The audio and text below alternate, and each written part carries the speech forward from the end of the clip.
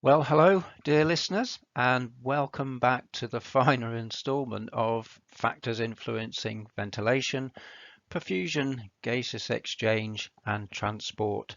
So, Section 4, the final installment, will hopefully add a bit of a so what factor. It's, how can we understand the structure and function of ventilation and perfusion, gaseous exchange to contribute decision making in practice. And I'll do this just from the standpoint of a broad overview of classifications of lung disorders, and we'll think about respiratory failure.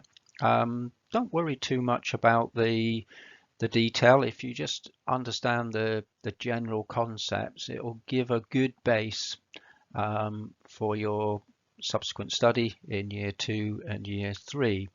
And hopefully the summary that I'll offer will give a clear indication of the links between structure and function.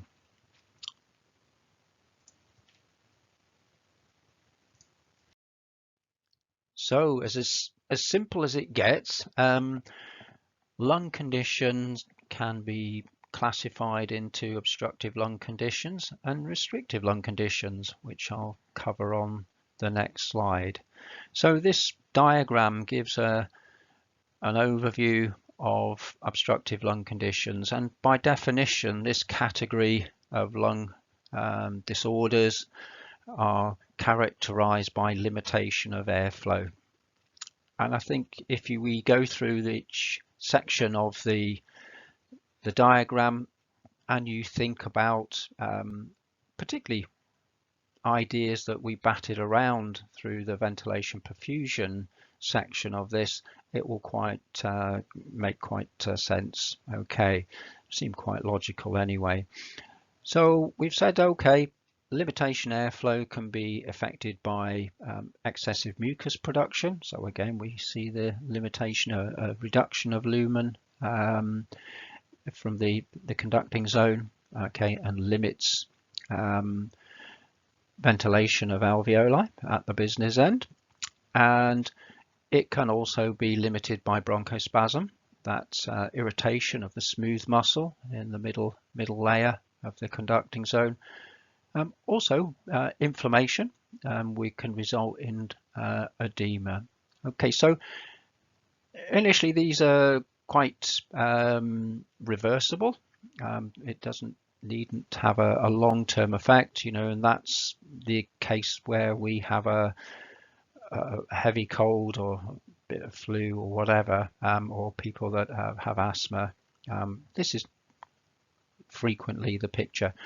If we get conditions which are chronic, such as chronic bronchitis, emphysema, the repeated inflammation can lead to fibrosis, can lead to limited and loss of elasticity in the airway, so that the resultant, you need more dead space air, more air sitting in the airways to hold them open, if that makes sense. And again, I mentioned previously, some conditions such as emphysema can result in breakdown of alveolar walls and resultant loss of surface area. So in effect, you get alveoli, which healthy alveoli can be thought of in appearance as a bit like a bunch of grapes.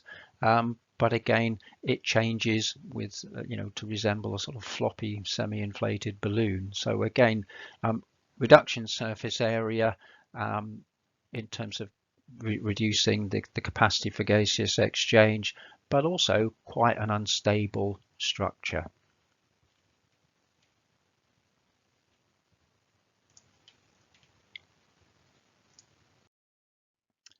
The second classification, as I mentioned, restrictive lung conditions, which are characterized by reduced lung volume and poor compliance or poor elasticity due to conditions that impact on the lung, pleura, chest wall or any neuromuscular mechanisms, nerve supply, etc. Obviously the diaphragm, the intercostal muscles, etc., have a nerve supply to function. So restrictive lung conditions, in terms of reduction in lung volume, it can be attributable to conditions such as pneumonia, where you get a period of consolidation where airspace is filled with exudate, which sort of solidifies. We can get pleurisy, irritation of the pleura, and perhaps resulting in a pleural effusion, in which case, you know, the lung can't expand against fluid, so the underlying lung tissue collapses. Likewise, pneumothorax, air in the pleural space. Again, this can occur spontaneously, and notably usually males within their sort of growth spurt around mid-late teens. It's common, well, not commonly found, but it's known to found. Things like stab wounds, road traffic accidents, you know, fractured ribs that sort of puncture the lung, for in want of a better term. Okay. So-called interstitial lung disease, which results in sort of fibrotic changes, but conditions like ankylosing spondylitis, which you might more associate with musculoskeletal physiotherapy, but ankylosing spondylitis is a condition that affects the joints of the spine, and again can affect the costovertebral and costotransverse joints, reducing the movement, therefore reducing thoracic excursion, reducing ventilation. And again, other conditions neurologically, such as Parkinson's disease, has a similar effect, and also motor neurone disease.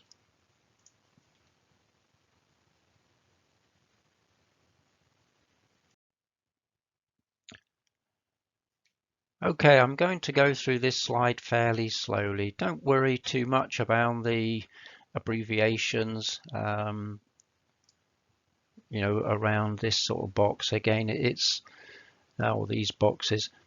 It's the idea, the concept that's important to appreciate. Okay, so we've got a case, for example, of chronic lung disease such as chronic obstructive airways disease.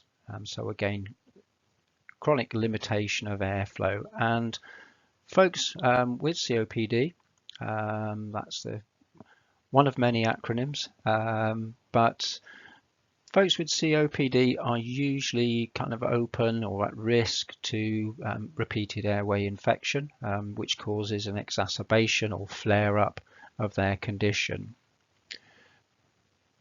On the previous slides, in terms of the obstructive lung conditions, we said, well, actually, loss of lung elasticity might be a problem, but also that can have the effect of loss of elasticity, and I mentioned the increased volume of dead space, so dead space air, so to keep the airways open, and that can result in an increase of a value of functional residual capacity.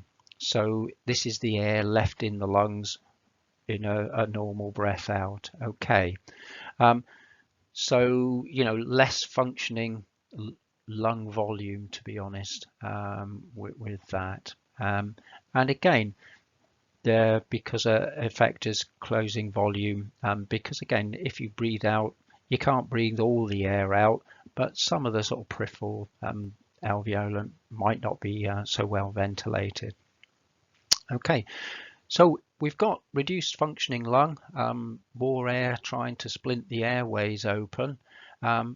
People then try to compensate by reduced tidal flow and the decreased elasticity or compliance. So they work harder to breathe. Okay, this then has a higher cost of breathing in terms of oxygen supply. We're going back to worker breathing in the second series, ventilation, perfusion, and you'll get resultant muscle fatigue. So you kind of get mechanical problems in terms of powering ventilation. Mentioned in terms of COPD and functional residual capacity, you can sometimes get hyperinflation of lung tissue in a bid to hold unstable structures. You mentioned the sort of emphysema as an example of this, that you then have a decrease of an effectiveness of respiratory muscles because there's not an efficient pump. So that's the sort of background picture. You also get therefore altered gas distribution, so which affects ventilation, but also altered perfusion. So a common accompaniment to this is pulmonary hypertension. So anything that alters the kind of air-blood interface, irritation and edema, for example, just adds to the problem. So this is really an overview. As I say, don't worry about these bits up in the upper boxes, but it's just thinking about, on the left hand side, consequences of pathology, and the right hand side of the diagram attempts to counter that, in terms of increased accessory muscle work, resulting in increased worker breathing, increased cost of breathing, and again, basically people get tired. So the following slide, which I'll outline respiratory failure, or the kind of mechanics of respiratory failure, if you bear these in mind, it should make quite sense.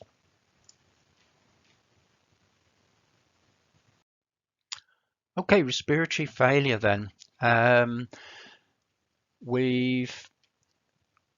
By definition, respiratory failure is summarized at the top of the slide there. Basically, it's a failure of the respiratory system to provide adequate gas exchange for metabolic requirements. So just, the system doesn't meet metabolic requirement. Okay. Type 1 and type 2, they're broad classifications. Some people use them, some people don't. But again, type 1, and this is the tie-in for blood gases in terms of a clinical indicator.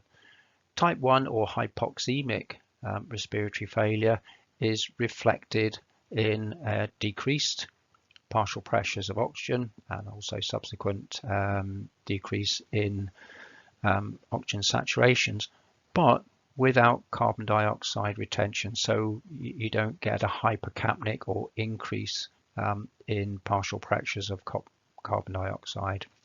Okay.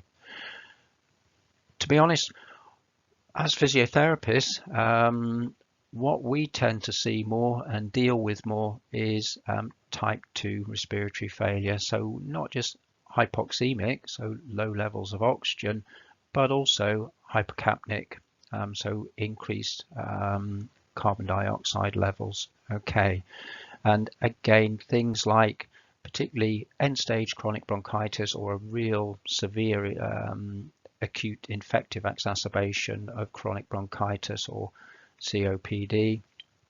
But also you might see in things like drug overdoses, where you get depression of the respiratory drive. Okay, end-stage neuromuscular disease such as motor neurone disease or Parkinson's disease. Again, usually end of life is in those two examples is usually a respiratory contributory factor, or chest injury, trauma and so on. Okay, so really just some ideas to think about, and the tie-in with blood gases. I think if you go out on placement and you know normal blood gases and know what the readings mean and the structure and functional underpinnings of those, the applied anatomy and physiology, people will be fairly impressed, to be quite honest.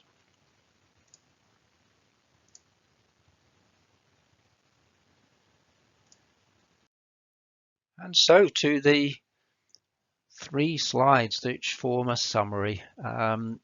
As with anything, structure and function, you need to appreciate the applied anatomy and physiology that informs movement in any area of physiotherapy. And so over the 4 lectures that I've given, and hopefully that you'll find them useful and perhaps enjoyable even, we've kind of established the relationship between structure and function in terms of air entry and via air travel via the conducting zone through to the business end, moving from the conducting zone through to the respiratory zone and gaseous exchange.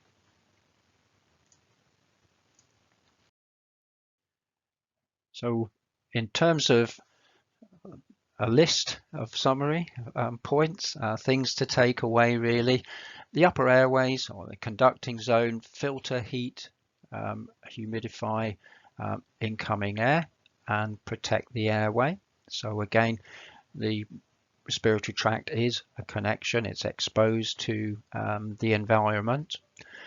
The respiratory tree, thinking about the conducting zone going down to the respiratory zone, is a system of branching, varying sized airways to supply different segments of the lung. So again, it goes back to the right lung having comprised of 3 lobes and the left lung comprised of 2 lobes. The mucosa is really vital for protection, and thinking about the mucous membrane and the function of that. The important role played by the pleural membranes, because the negative pressure in the pleural space actually keeps the lung inflated. And again, in a gross term, just think of it, the pleural membranes stick the lungs to the inside of the thoracic cavity in effect. Okay. You should understand the flow of gas through the conducting zone to the respiratory zone, and again, function related to structure, thinking about the 3 coats at the large airways gradually being reduced to walls that are single cell thick at the alveoli. Gaseous exchange and transport is a pressure driven process, and the important thing is to have effective and efficient respiration. We need to have air and blood in the same place at the same time.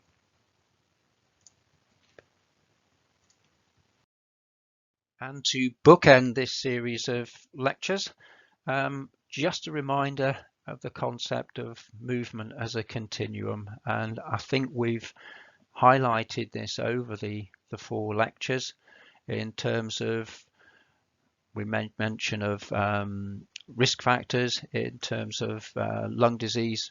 Smoking is a big one, so again, a person in society and certain lifestyle, perhaps we can call them choices, I don't know, up for discussion, but also in terms of the interconnected and interdependent movement continuum that joins the macroscopic person in society and the relationship with the microscopic level in terms of gaseous exchange and transport that we've explored over these past 4 lectures, and the interconnections between, in terms of relationships between various tissues and structures, systems and body parts. And finally, the reference list that I've used, I've highlighted a couple of textbooks. I know you will have resources from the module, and I would encourage you to use the resource box for the module to read around these areas. Again, I've just provided a fairly broad brush outline and an indication of things that you need to know. Do take time to research this and consolidate your learning in this area across the board. The better your knowledge of applied anatomy and physiology, i.e. Understanding of structure related to function, the better you will understand and easier you will understand pathology, assessment, intervention as we move through the program. But I've just highlighted two core texts, Dennehy and Main, which will run my cursor over here. Cardiorespiratory physiotherapy, adults pediatrics, and Alexandra Hoff, Hoff's cardiorespiratory care. These are two core textbooks. They're available as ebooks through the library, and the early chapters of those, each textbook, cover the applied anatomy and physiology, which you can get in a fairly condensed form. And again, it will be in the context of physiotherapy practice as well. So you might find that useful to follow up. Okay. Well, thank you for joining me over the course of the 4 lectures. I hope you find them useful. If you get any problems or any questions to follow up, don't hesitate to email me at john.stevens@sunderland.ac.uk, or just stop me in the corridor when we see each other on campus. Okay, thank you very much.